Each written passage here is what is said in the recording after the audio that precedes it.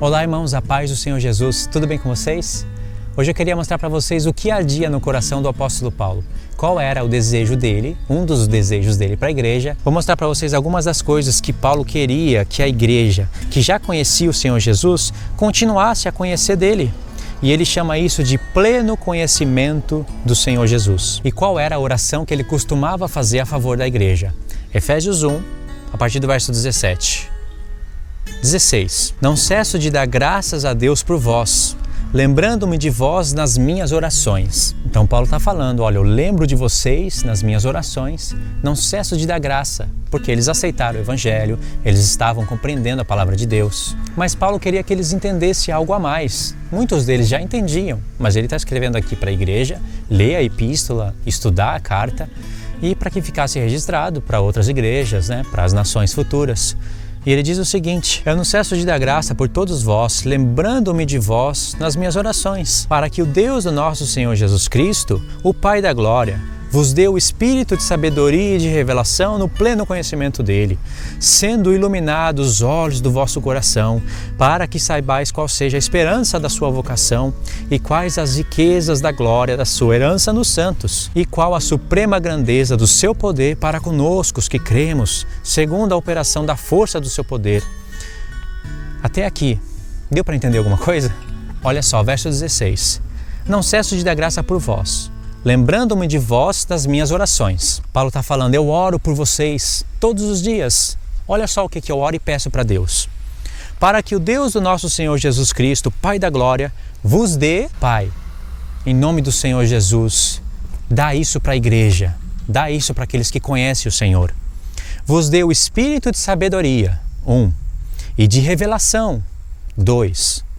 No pleno conhecimento dele. Aqui Paulo já quer que graça e paz seja multiplicado na sua vida. Pedro, ao introduzir a sua carta, ele diz, graça e paz vos sejam multiplicadas pelo pleno conhecimento do Senhor Jesus.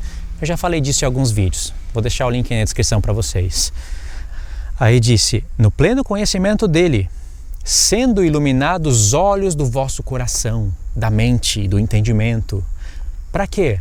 Para que saibais qual seja a esperança da vocação, qual é a esperança que Deus chama vocês, e quais as riquezas da glória da sua herança nos santos. Deus tem uma herança nos santos, e essa herança são riquezas da glória de Deus. É isso que Paulo pedia para a igreja. E qual a suprema grandeza do seu poder para conosco, os que cremos, segundo a operação da força do seu poder. Entendeu, irmãos? Eu vou voltar agora ao verso. Eu vou ler de trás para frente. O que Paulo quer para a igreja?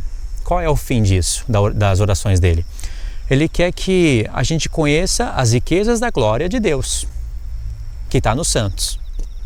E também que a gente saiba qual é a esperança da nossa vocação.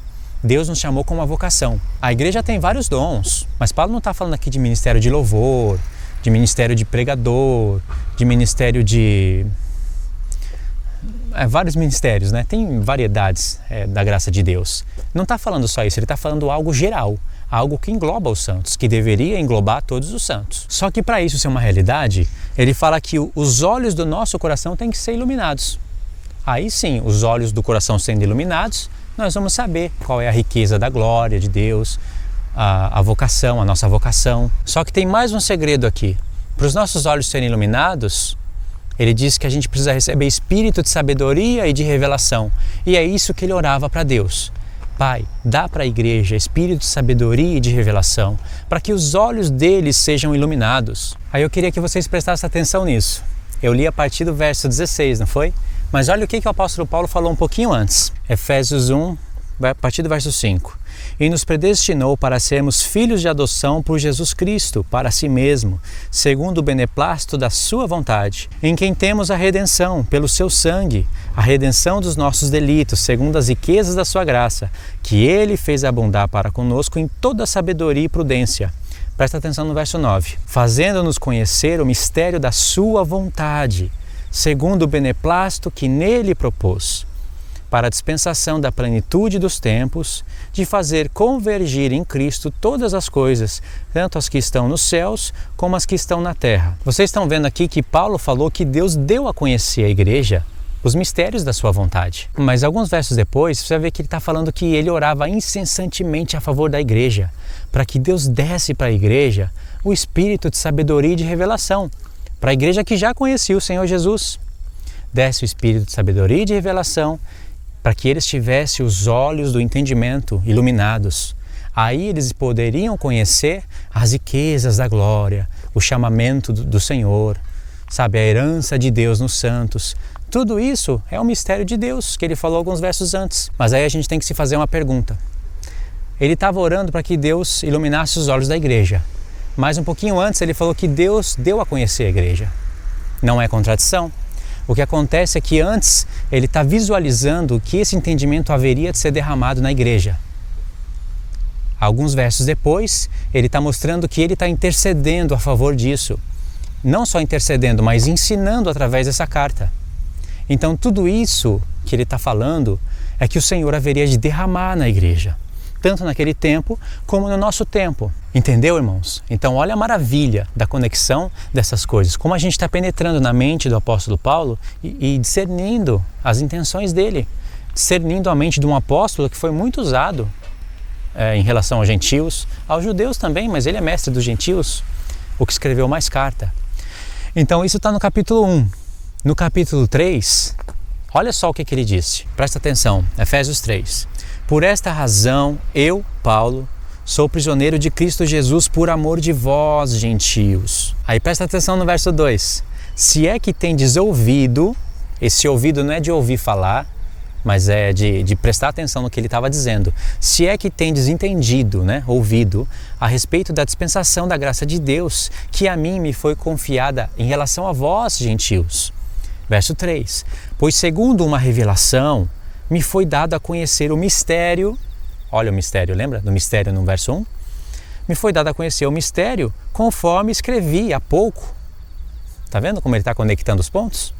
Resumidamente. Ele escreveu resumidamente, porque se ele fosse detalhar tudo, essa epístola aqui iria virar um livro do profeta Isaías, 66 capítulos. Aí no verso 4, ele afirma, pelo que quando ledes, podeis compreender o meu discernimento no mistério de Cristo, o qual em outras gerações não foi dado a conhecer aos filhos dos homens, como agora foi revelado aos seus santos pelos apóstolos e profetas, através do Espírito. No verso 2, Paulo está falando, olha, se é que vocês entenderam a dispensação da graça que a mim me foi dada em relação a vós, os gentios, conforme eu aprendi através de uma revelação e conforme eu escrevi agora há pouco tempo.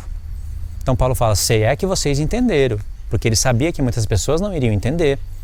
Mas ele fala, quando vocês lerem, vocês podem entender como eu tive essa revelação. No verso 4 ele fala, pelo que quando ledes, podeis compreender o meu discernimento do mistério de Cristo. É justamente esse mistério que ele falou no capítulo 1, que ele orava para que Deus iluminasse os olhos da igreja, desse o espírito de sabedoria e de revelação para a igreja entender, e entendendo isso, tendo os olhos iluminados, ela iria entender a vocação dela, a glória que o Senhor tem nos seus santos.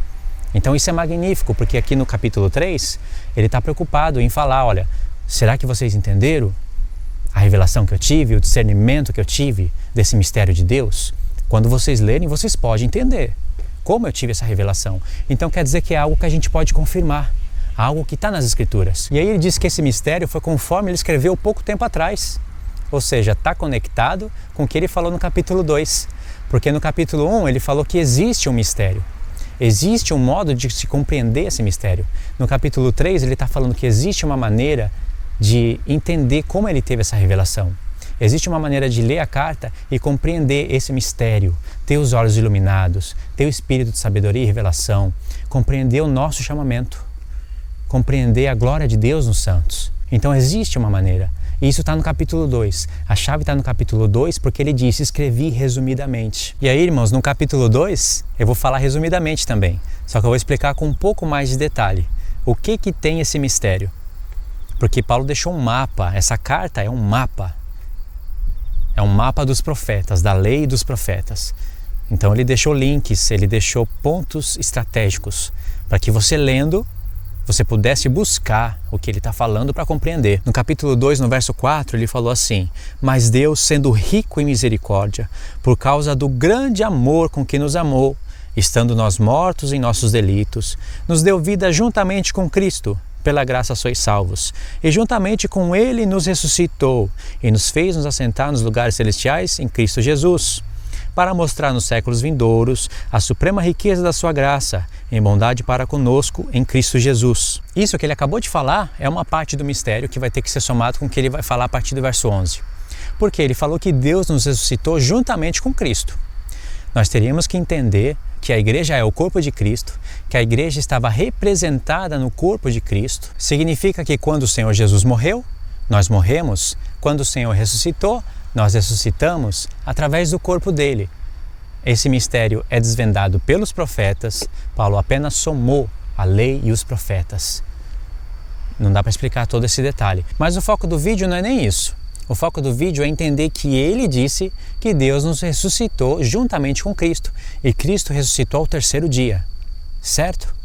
Agora, quem que é esse povo que ressuscitou juntamente com Cristo? No verso 11, Paulo diz o seguinte: portanto, lembrai-vos de que outrora vós, gentios na carne, chamados incircuncisão, por aqueles que se intitulam circuncisos na carne, por mãos humanas, que naquele tempo estáveis sem Cristo, separados da cidadania de Israel, e estranhos às alianças da promessa, não tendo esperança e sem Deus no mundo. Verso 13. Mas agora, em Cristo Jesus, vós que antes estáveis longe, fostes aproximados pelo sangue de Cristo. Agora presta atenção no verso 14, porque aqui está a chave para você somar com a chave anterior. Porque Ele é a nossa paz, o qual de ambos fez um, e tendo derribado a parede da separação que estava no meio, a inimizade, aboliu na sua carne a lei dos mandamentos na forma de ordenanças, para que dos dois povos criasse em si mesmo um novo homem, fazendo a paz. Verso 16. E reconciliasse ambos em um só corpo com Deus, por intermédio da cruz, destruindo por ela a inimizade. Vou dar uma breve explicação desse texto. Ambos os povos é judeus e gentios, ok? Sem ir para os profetas, a gente já sabe que é judeus e gentios. Aí ele está falando que se ambos os povos estavam separados e que Cristo pela cruz destruiu a inimizade e fez os dois povos um. Esses dois povos não é o mesmo que ressuscitou com Cristo ao terceiro dia? É o mesmo, não é? Judeus e gentios farão parte de um mesmo corpo que morreu com Cristo, ressuscitou com Cristo, então por intermédio da cruz ele desfez a inimizade, a separação que havia entre esses dois povos e que agora eles são um no Senhor. É claro que haveria um processo de entendimento para que essas informações chegassem na mente dos dois povos, judeus e gentios. Para isso precisaria da pregação do Evangelho, que consiste em dizer que é o mistério de Cristo. Entendeu? Esse é o mistério do capítulo 1, que ele queria que a igreja que já conhecesse o Senhor continuasse a conhecer esse mistério com mais detalhes, com mais profundidade. E quando você passar a conhecer isso que eu estou querendo passar para vocês, não sei se vocês já conhecem, mas se vocês não conhecem e vão passar a conhecer, saiba que através desse conhecimento vocês vão ter certeza que têm os olhos iluminados, que tem espírito de sabedoria e revelação, e que conhece as grandezas do chamamento de Deus, as riquezas da sua glória. Agora a pergunta-chave: de onde é que Paulo entendeu que judeus e gentios ressuscitaram com Cristo ao terceiro dia? Você pode dizer, isso foi revelação do apóstolo Paulo, mas o apóstolo Paulo está afirmando na sua carta que essa revelação, que é o mistério de Deus, foi dada para ele e que a gente pode confirmar isso ao ler a carta, que existe uma maneira da gente compreender como ele teve essa revelação. É algo que pode ser verificado pelos profetas. Irmãos, é algo que a gente pode verificar. Paulo disse, quando vocês lerem a minha carta, vocês podem compreender. Mas que mistério é esse? Até eu mesmo estou fazendo tanto mistério assim. Vê que Paulo não disse isso em Efésios 3. Isso que eu vou repetir agora, Paulo não disse. Quando vocês lerem o mistério de Deus, vocês têm que acreditar pela fé, porque o mistério foi dado para mim. Não foi revelado para nenhum filho do homem, agora foi revelado para mim. E depois para outros irmãos pelo Espírito Santo. Paulo não disse isso. Paulo falou, quando vocês lerem a minha carta, vocês podem compreender como eu tive esse mistério. Ou seja, a carta do apóstolo Paulo é um mapa. E quando ele usou alguns textos específicos, tipo, nos ressuscitou juntamente com Cristo, textos assim, ele deixou ponto de localização. Você ia ter que procurar isso. Qual é o profeta que fala de ressurreição ao terceiro dia? Isso está em Oséias 6, irmãos. Em Oséias 6 que vocês vão ver ali 2 povos, terceiro dia, vocês vão ter que vasculhar isso. Isso eu vou deixar o link para vocês, é claro, para vocês entenderem, caso vocês não tenham assistido já os vídeos. E Oséias 6 só é revelado por Oséias capítulo 1. Ali está a chave de todo profeta. Oséias capítulo 1 e Oséias capítulo 6 são capítulos que têm versos tão chave que Paulo pegou alguns versos de Oséias 1 e colocou em Romanos 9, falando a respeito do mesmo assunto que eu estou falando. E pegou alguns textos de Oséias 6 e colocou na sua carta aos Efésios, capítulo 2. E Oséias 1 só pode ser compreendido com a divisão do reino de Deus. E a divisão do reino de Deus, ela é conectada com as promessas que Deus fez a Abraão, Isaque e Jacó. Então, realmente, isso é um mistério de Deus. Paulo escreveu resumidamente por causa disso mesmo, porque seria desnecessário toda essa explicação, porque essa explicação cabia a nós. A nós entendemos as palavras dos apóstolos, conectadas com as promessas que Deus fez para Abraão, Isaque e Jacó e com as revelações faladas pelos profetas. Entendeu, irmãos? Se vocês conhecem a mensagem das 2 casas de Israel, fecha aqui já, né? Deu para entender? Esse vídeo fica de estratégia para vocês, dá para fazer mais resumido. Vocês pegam o capítulo 1, mostra qual é a oração do apóstolo Paulo a favor da igreja, sabe, passo a passo, igual eu fiz. Aí vocês destacam que Paulo estava querendo que a igreja compreendesse o mistério de Deus. Então, o que ele fazia? Ele não só ensinava, mas ele orava. Ele não só orava, mas ensinava. Aí depois vocês pulam para Efésios 3, para Efésios capítulo 3, e mostra que ele estava falando do mistério de Deus, conectando com o capítulo 1 e dizendo que há uma maneira da gente compreender como ele teve essa revelação. E que quando a gente lesse, poderia entender. Então existe uma maneira de como ele teve essa revelação e uma maneira de como a gente compreender como ele teve essa revelação para que a gente entendesse a revelação. Aí vocês vão em Efésios 2 e fazem essa conexão que eu fiz. É estratégico isso, dá para fazer resumido, entendeu? Eu que gosto de explicar mais detalhadamente. Mas quanto mais resumido, bem resumido, né? Não resumir demais, é melhor, ok? Agora, se você não conhece isso que eu estou falando, então você deve seguir os links que eu vou deixar abaixo. São vídeos que eu fiz com mapa mental, tá bem explicadinho, dá para entender. E eu gravei um vídeo, irmãos, gravando a tela do computador, mostrando o testemunho de irmãos que assistiram esse vídeo. O que eles compreenderam, o que eles sentiram. Pessoas ficaram maravilhadas ao compreender isso que você vai seguir agora. Pessoas que falaram, nossa, agora eu leio a Escritura de maneira diferente. Alguns falaram, realmente, Luiz, isso já estava na palavra faz tempo. Então, são testemunhos de pessoas, não é o que eu estou falando, é o que está testemunhado. E isso, tudo isso que está acontecendo, estava profetizado já, tudo. Isso não é um novo evangelho, não é uma coisa nova do momento, isso já, estava nas cartas do apóstolo Paulo faz tempo. E antes mesmo de ser escrito pelo apóstolo Paulo, como ele já disse, já estava escondido lá nos profetas. Já estava tudo esquematizado por Deus, para que no tempo determinado ele desse a conhecer para a igreja, pelo Espírito Santo, através das gerações. O Espírito Santo trabalha nas nações. Amém, irmãos? É isso daí. Segue os links que eu indiquei. Assista tudo e depois volta, comenta. Eu quero saber o que você entendeu, o que você achou. Eu te convido também a você fazer parte do canal para estar recebendo novos estudos, sempre estar acompanhando o que eu estou postando. Tem vídeos ótimos falando a respeito do tempo do fim. Tem variedade de vídeos, você pode escolher, né? Tudo relacionado ao tempo do fim, a maioria deles. Então faça parte do canal, se inscreva no canal, deixe o joinha, compartilhe o vídeo no Facebook também, ok? E a gente se vê no próximo vídeo. Que Deus abençoe a sua vida em nome do Senhor Jesus.